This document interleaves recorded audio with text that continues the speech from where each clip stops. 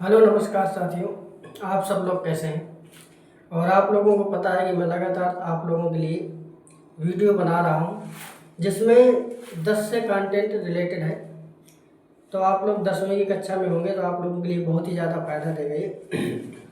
तो मैं आज तुम लोगों की जो त्रिभुज है उसकी बेसिक जानकारी देने वाला हूँ। इसमें प्रमेय के बारे में कोई भी चर्चा नहीं करूँगा।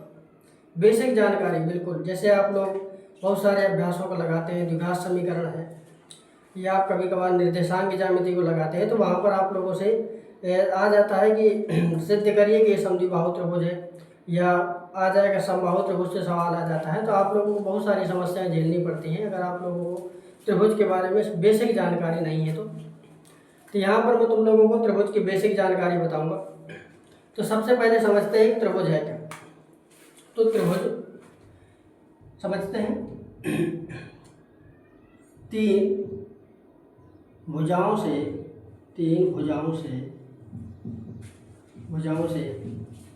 घिरी हुई आकृति को, तीन भुजाओं से घिरी हुई आकृति को त्रिभुज कहते हैं।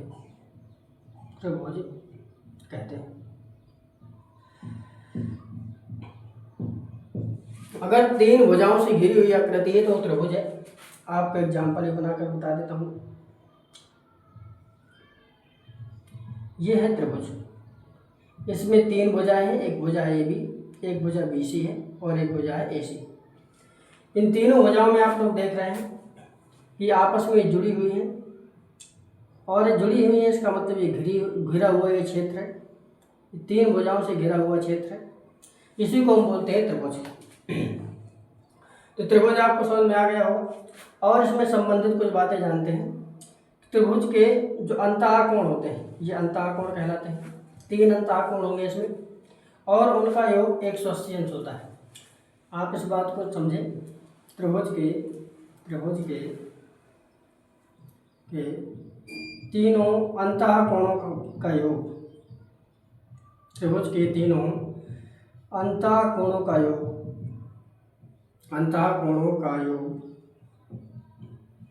180 अंश होता है। 180 अंश होता है। या हम कह सकते हैं कि कोण ए प्लस कोण बी प्लस कोण सी ये होता है 180 अंश। और अगर मैं इसके बारे में बताऊंगा तो ए के सामने वाली भुजा में ए मान लेता हूँ, बी के सामने वाली भुजा को बी मान लेता हूँ, सी के सामने वाली भुजा को सी मान लेता हूँ। तो त्रिभुज में एक बात आप लोगों को हमेशा याद रखना है कि दो भुजाओं का जो योग रहता है, त्रिभुज के लिए शर्तें हैं कि दो भुजाओं का जो योग रहेगा हमेशा तीसरी भुजा से बड़ा रहेगा। आप किन्हीं भी दो भुजाओं को जोड़ सकते हैं। आप बी प्लस सी ले लेंगे वो ग्रेटर देन होगा ए, और अगर आप ए प्लस सी ले लेते हैं वो ग्रेटर देन होगा बी। तो आप ऐसा मान लीजिए दो भुजाओं का जो योग होगा तीसरी भुजा से हमेशा बड़ा होगा, और दो भुजाओं का अंतर हमेशा तीसरी भुजा से छोटा होगा। दो भुजाओं का जो अंतर रहता है हमेशा तीसरी भुजाओं से कम होगा, तीसरी भुजा से कम होगा। आप ऐसा याद रखें। दो भुजाओं का योग तीसरी भुजा से बड़ा होगा और दो भुजाओं का अंतर तीसरी भुजा से कम होगा। तो आप लोगों को ये बातें समझ में आ गई होंगी कि आखिरकार त्रिभुज में कौन कौन सी बातें ध्यान रखने वाली है। और त्रिभुज के क्षेत्रफल का सूत्र भी साथ ही में लिखे दे रहा हूँ, इधर ध्यान देते हैं। त्रिभुज का क्षेत्रफल उसको मैं समाप्त करके सही से लिख देता हूँ।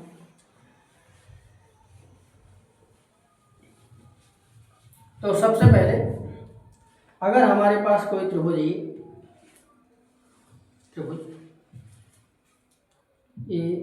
बी सी, और ये भुजा ए है, ये भुजा बी है, ये भुजा सी है, तो और इसकी ऊंचाई भी हम कुछ ना कुछ मान लेते हैं।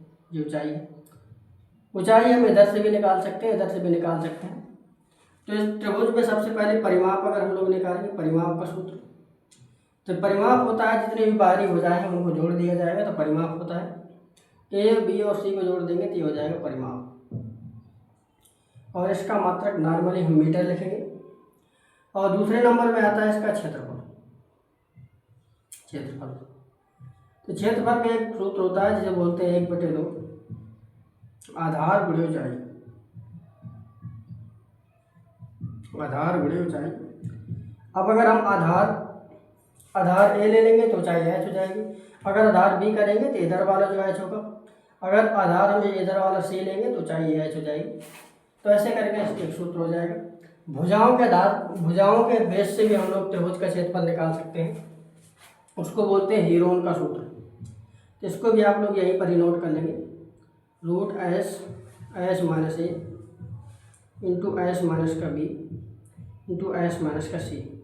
और एस क्या है यहाँ पर, जहाँ एस त्रिभुज का अर्ध परिमाप है। त्रिभुज का अर्ध परिमाप है। जहाँ एस त्रिभुज का अर्ध परिमाप है और ये अर्ध परिमाप है, तो इसका मान क्या होगा, इसका मान सदैव होता है a प्लस बी प्लस सी बटे 2। क्योंकि आप लोगों ने देख लिया होगा कि त्रिभुज का परिमाप ये होता है, तो इसी का आधा हो जाएगा अर्ध परिमाप। और इसका मात्रक आप लिख सकते हैं मीटर स्क्वायर या वर्ग मीटर। तो क्या आप लोगों के त्रिभुज के बारे में बेसिक जानकारी समझ में आ गई। अब मैं बात करूंगा त्रिभुज के प्रकार के बारे में कि त्रिभुज कितने प्रकार के होते हैं।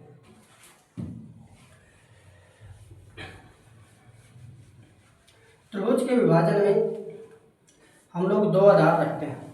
त्रिभुज का विभाजन 2 आधारों पर किया जाएगा। नंबर 1 रहता है भुजाओं के आधार पर।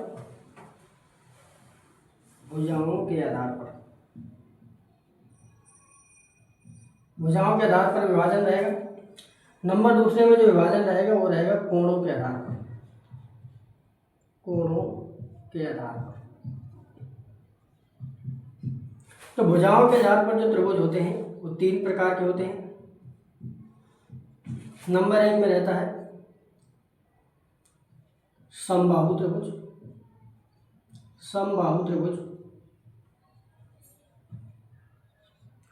नंबर दूसरे में रहता है समद्विबाहु त्रिभुज।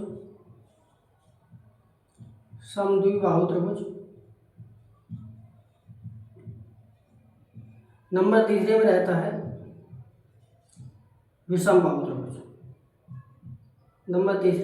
विषमबाहु त्रिभुज।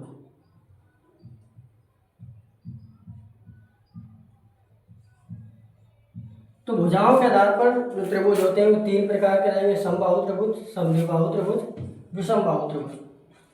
और कोणों के आधार पर जो त्रिभुज रहते हैं ये भी 3 प्रकार के होते हैं। सबसे पहले होता है न्यून कोण त्रिभुज। नंबर दूसरे में रहता है समकोण त्रिभुज।